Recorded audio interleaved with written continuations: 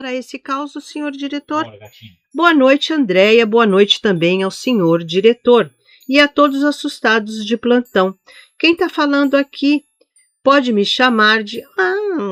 elas não estão hoje, né, senhor diretor? Fernanda Mendes Machado.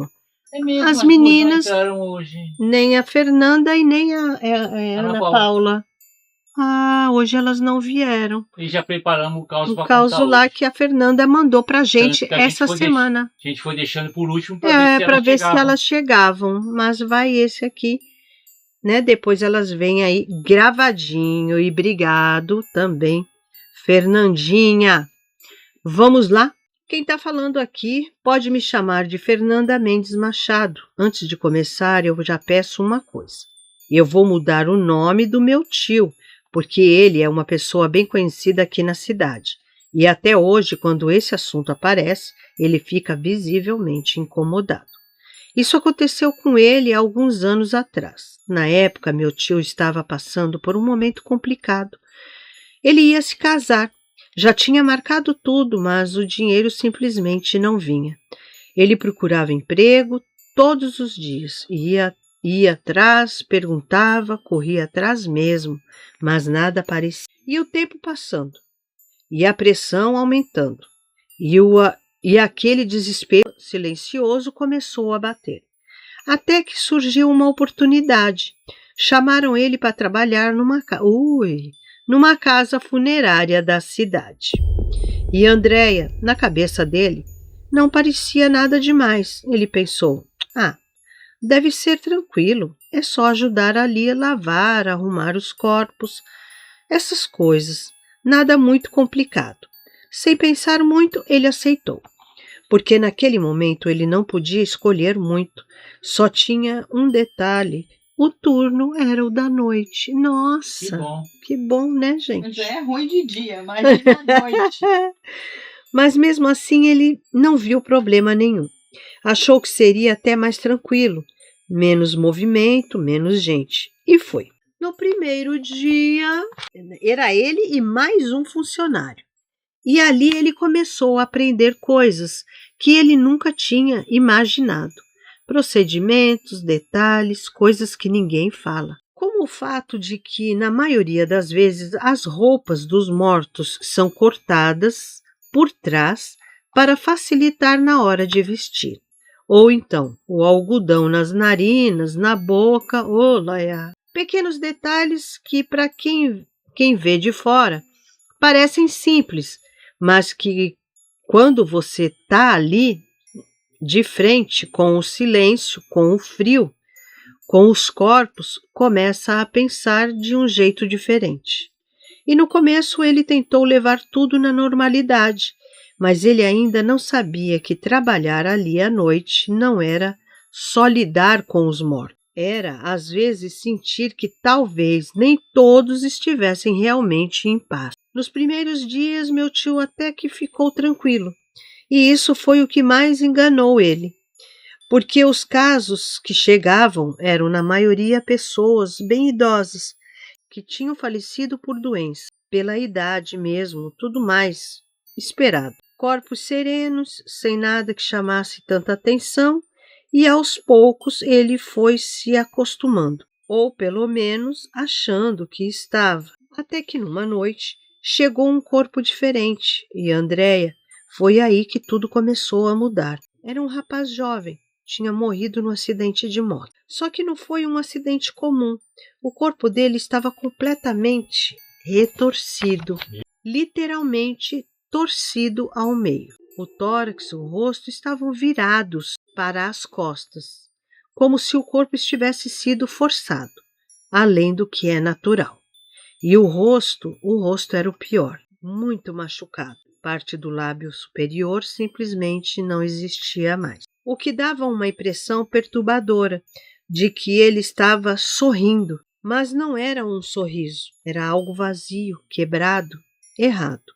E os olhos estavam completamente arregalados, fixos, abertos demais, como se ele tivesse visto alguma coisa antes de morrer, alguma coisa que não devia.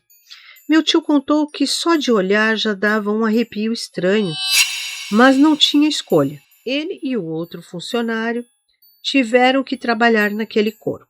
E a primeira coisa foi tentar colocar ele numa posição normal. Só que não foi fácil. O corpo estava rígido, mas não era uma rigidez comum. Parecia mais duro do que deveria, como se resistisse. Eles tiveram que forçar, desentortar, ajeitar, com esforço mesmo. E aquilo já foi deixando meu tio incomodado, com uma sensação ruim, difícil de explicar. Mesmo assim, continuaram.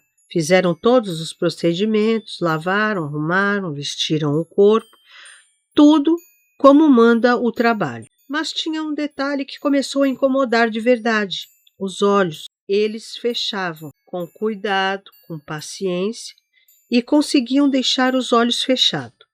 Só que bastava virar de costas ou se distrair por alguns segundos. Quando olhavam de novo, os olhos estavam abertos. De novo, arregalados do mesmo jeito, fixos, como se estivessem olhando, observando.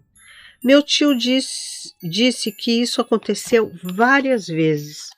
Eles fechavam e abria, fechavam e abria. E naquela época a cidade era pequena, mais atrasada. Não existiam esses recursos de hoje, como colas próprias para manter as pálpebras fechadas. Então não tinha muito o que fazer. Era só tentar e aceitar.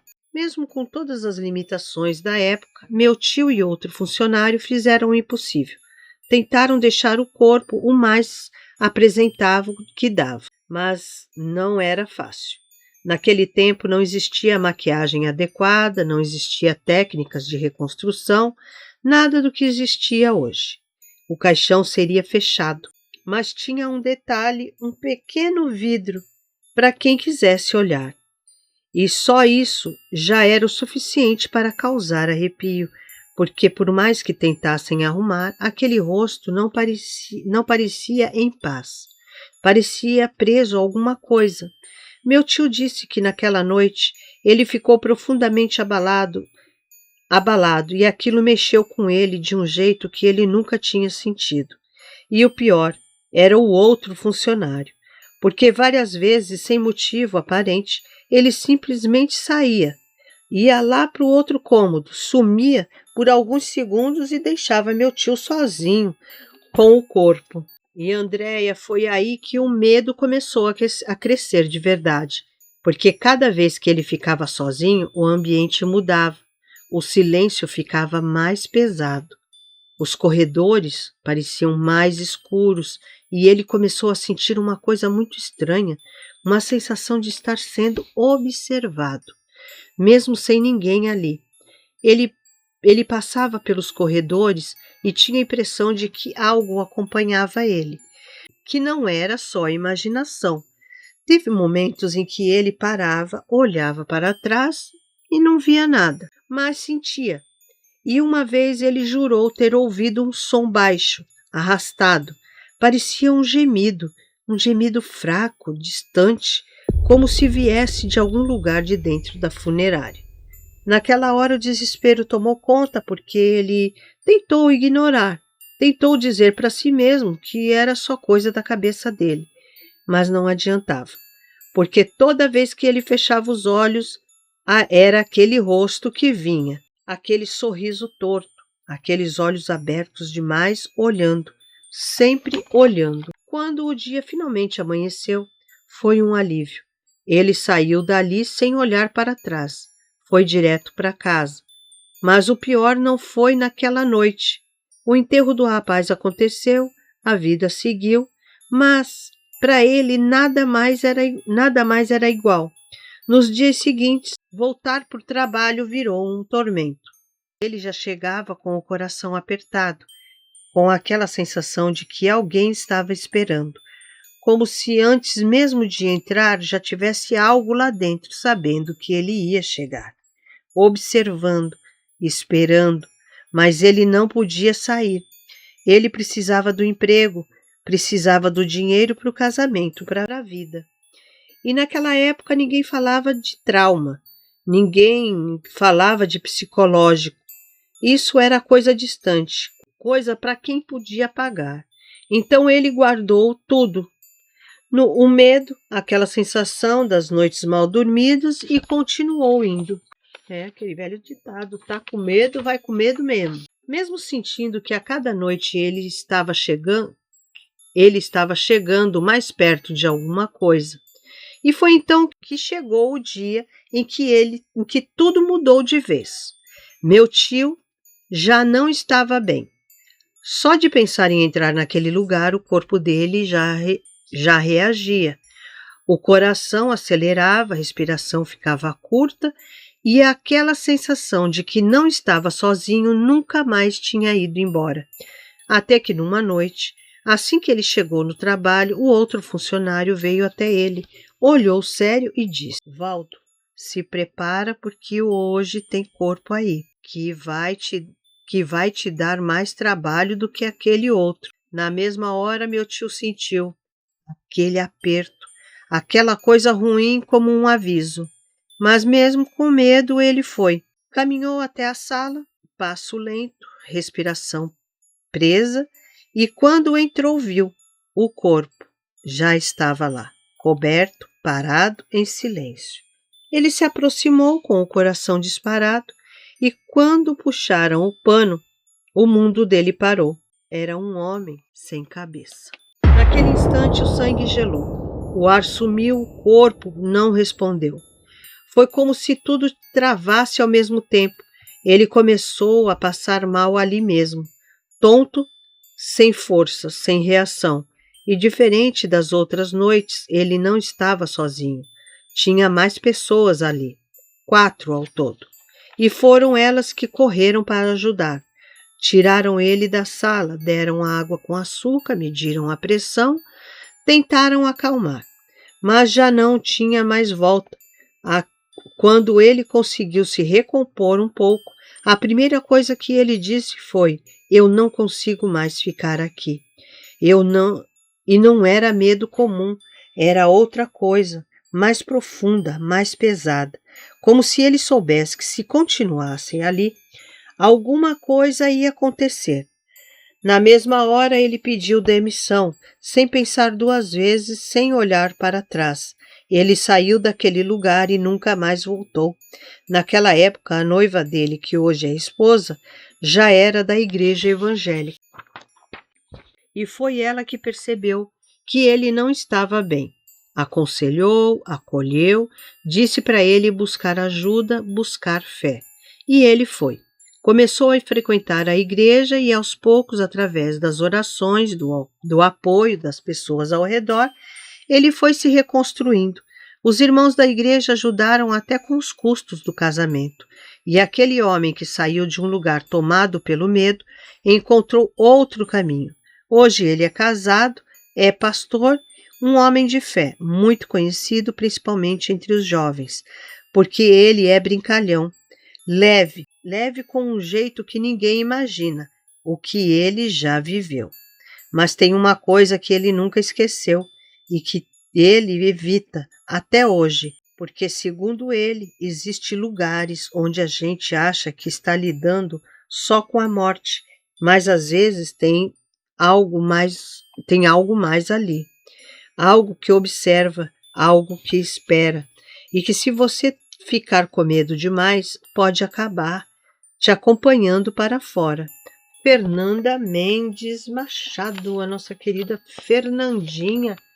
Nossa, hein? Muito obrigado, Fernanda. Muito obrigado. Foi do tio dela, né? Isso é do tio dela. Nossa, que experiência, né, gente? Mas Fernanda e Ana Paula. A pessoa que vai trabalhar nesses lugares, gente, tem que ser uma pessoa totalmente despreocupada, né? Uma pessoa que não fica encucando certas coisas na cabeça. Ela tem que ser fria, mas assim, fria ao extremo mesmo, para trabalhar em ML, em funerária, né? Então, não pode ficar se apegando a essas coisas assim, ficar impressionada com a fisionomia que a pessoa estava, né? Como morreu, Ah, ele era tão jovem, se apegando. Porque dizem que até a gente indo no cemitério e ver as fotos ali nas campas e ficar, nossa, mas ele era tão novo. De que será que ele morreu? Já não é coisa, não, você não deve fazer isso. Você olha, né, vê ali, mas não fica ali lamentando ali pela pessoa da foto que morreu. Ai, ele era tão novo, tão bonito. Do que será que ele morreu? Porque alguma coisa pode vir mesmo, uma energia pode vir atrás de você. Muito bom o caso, Fernanda. Ela mostrou ali o lado de uma pessoa que trabalha, né, numa funerária. Legal, gostei.